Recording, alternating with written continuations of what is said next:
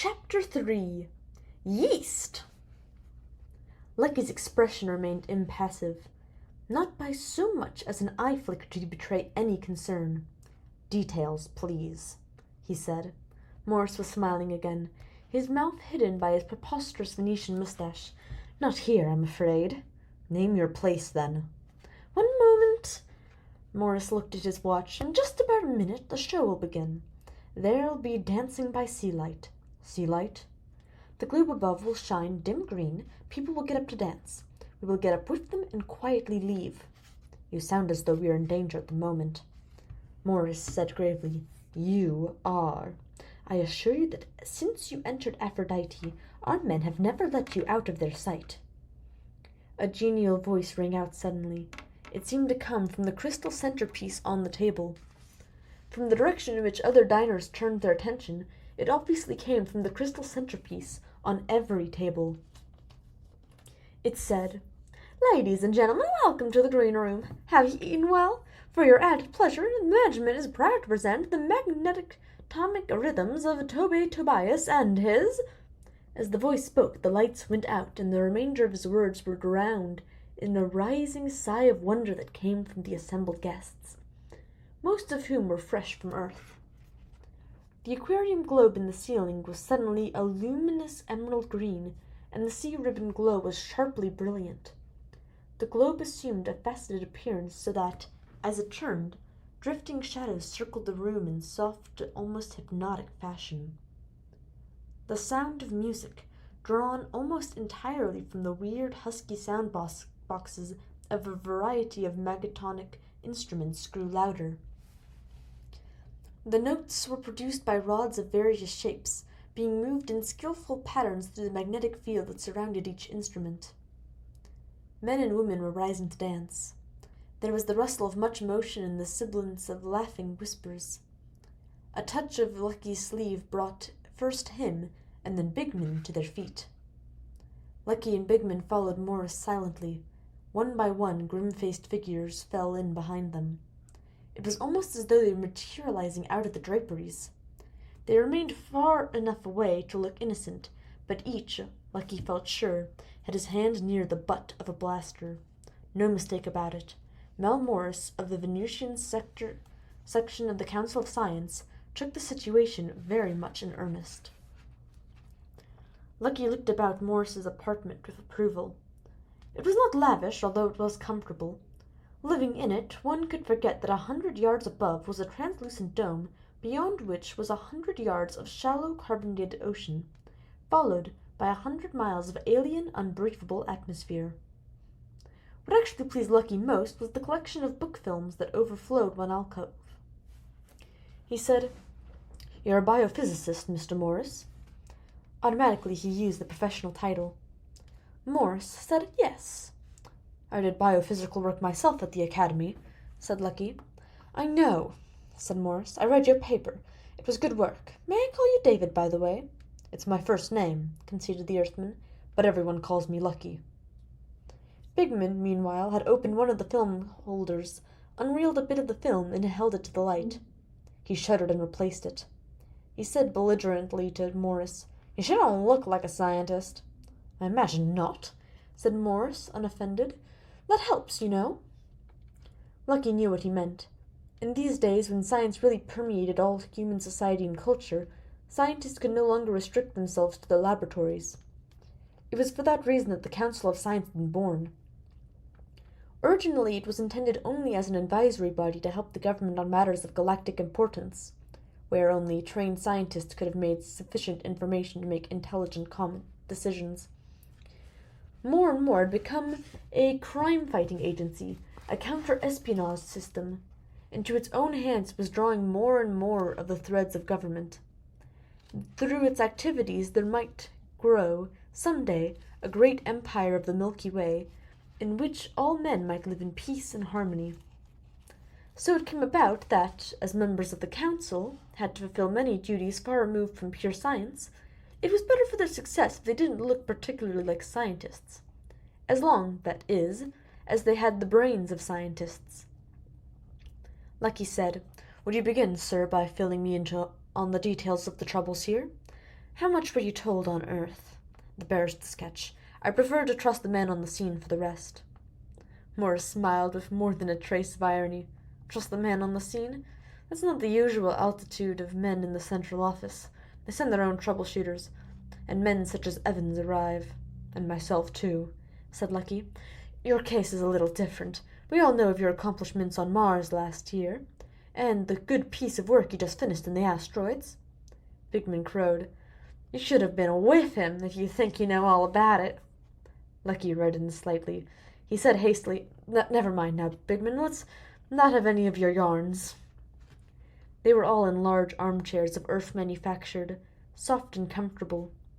There was something about the reflected sound of their voices that, to Lucky's practiced ear, was good evidence that the apartment was insulated and spy-shielded. Morris lit a cigarette and offered one to the others, but was refused. How much do you know about Venus, Lucky? Lucky smiled. The usual things one learns in school. Just to go over a few things quickly, it's the second planet closest to the sun, and is about 67 million miles from it. It's closest world to Earth, and can come to within 26 million miles of the home planet. Just a little smaller than Earth, with a gravity about 5/6 Earth's normal. It goes around the sun in about 7.5 months, and its day is about 36 hours long.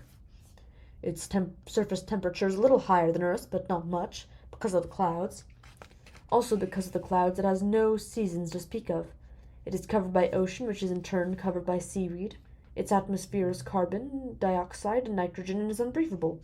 How is that, Dr. Morris? You pass with high marks, said the biophysicist, but I was asking about Venusian society rather than the planet itself. Well, now that's more difficult. I know, of course, that humans live in domed cities in the shallower parts of the ocean, and as I can see for myself, Venusian city life is quite advanced, far beyond Martian city life, for instance. Bigman yelled, Hey! Morris turned, his little twinkling eyes on the Martian. You disagree with your friend? Bigman hesitated. Well, maybe not, but he doesn't have to say so. Lucky smiled and went on. Venus is a fairly developed planet. I think there are about 50 cities on it and a total population of 6 million. Your exports are dried seaweed, which I'm told is excellent fertilizer, and dehydrated yeast bricks for animal food. Still fairly good, said Morris. How was your dinner at the green room, gentlemen? Lucky paused at the sudden change of topic, then said, Very good. Why do you ask? You'll see in a moment. What did you have? Lucky said, I couldn't say exactly. It was the house meal. I guess we had a kind of beef goulash, rather interesting sauce, and a vegetable I didn't recognize. There was a fruit salad, I believe, before that, and a spicy variety of tomato soup. Bigman broke in. And jelly seeds for dessert. Morris laughed hootingly. You're all wrong, you know, he said. You had no beef, no fruit, no tomatoes, not even coffee. You only had one thing to eat. Only one thing. Yeast. What? Shrieked Bigman. For a moment, Lucky was startled also. His eyes narrowed, and he said, Are you serious? Of course, it's the green room's specialty. They never speak of it, or Earthmen would refuse to eat it. Later on, though, you would have been questioned thoroughly as to how you liked this dish or that, or how you thought it might have been improved, and so on. The green room is Venus's most valuable experimental station.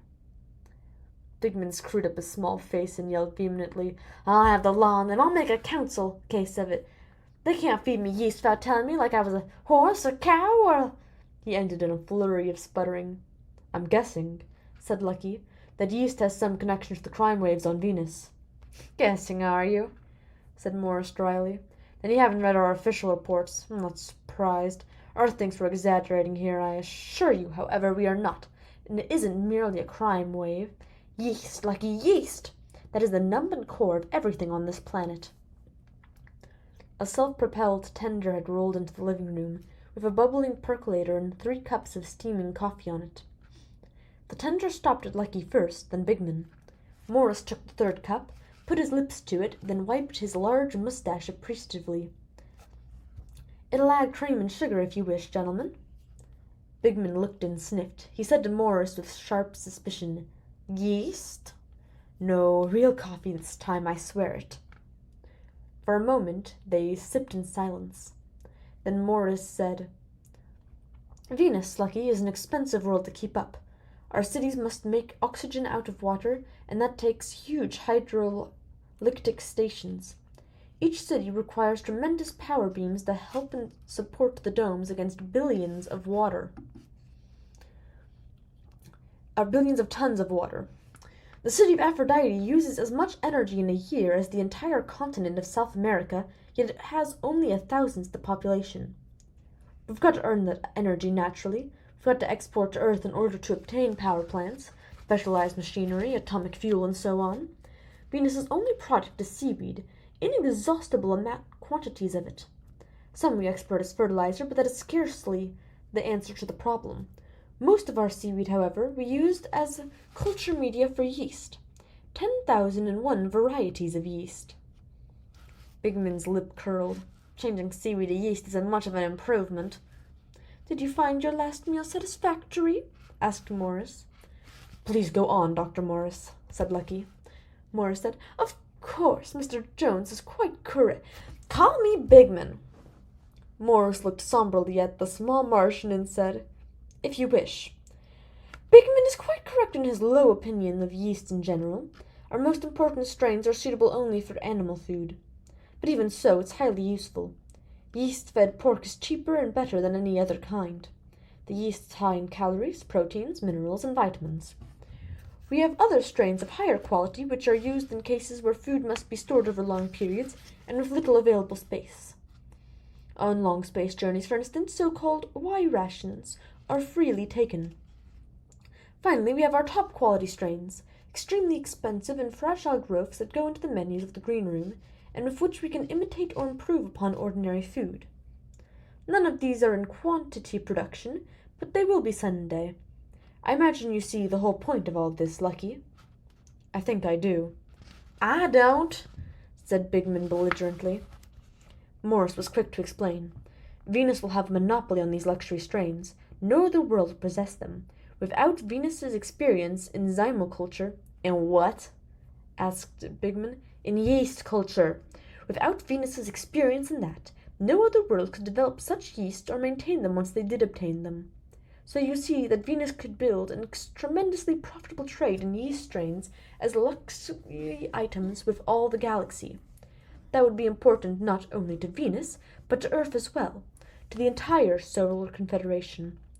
We are the most overpopulated system in the galaxy, being the oldest. If we could exchange a pound of yeast for a ton of grain, things would be well for us. Lucky had been listening patiently to Morris's lecture. He said, for the same reason it would be interest of a foreign power, which was anxious to weaken Earth, to ruin Venus's monopoly of yeast. You see that, do you? I wish I could persuade the rest of the council of this living and ever-present danger. If growing strains of yeast were stolen along with some of the knowledge of our development in yeast culture, the results could be disastrous. Very well, said Lucky. Then we come to the important point. Have such thefts occurred? Not yet, said Morris grimly, but for 6 months now we've had a rash of petty pilfering, odd accidents, and queer incidents. Some more merely annoying, or even funny, like the case of the old man who threw half-credit pieces to children and then went frantically to the police, insisting he had been robbed. When witnesses came forward to show that he had given the money away, he nearly went mad with fury, insisting that he had done no such thing. Then there are more serious accidents, too, like that in which a freight roller operator released a half-ton bale of weed at the wrong time and killed 2 men. He insisted later that he had blacked out. Bigman squealed excitedly. Lucky! The pirates on the coaster claimed they blacked out. Morris nodded. Yes, and I'm almost glad it happened, as long as you two survived. The Council on Earth may be a bit readier to believe there is something behind all this. I suppose, said Lucky, you suspect hypnotism. Morris drew his lips in a grim, humorless smile. Hypnotism is a mild word, Lucky. Do you know of any hypnotist who can exert his influence at a distance over unwilling subjects? I'll tell you that some person or persons on Venus possesses the power of complete mental domination over others. They are exerting this power, practicing it, growing more adept in its use. With every day it will grow more difficult to fight them. Perhaps it is already too late. And with that dramatic close, we end the 3rd chapter. Hope you've all enjoyed this last final day of January, or will enjoy it, given there's quite a few hours left in the day. And I'll see you all next Tuesday in February. Bye!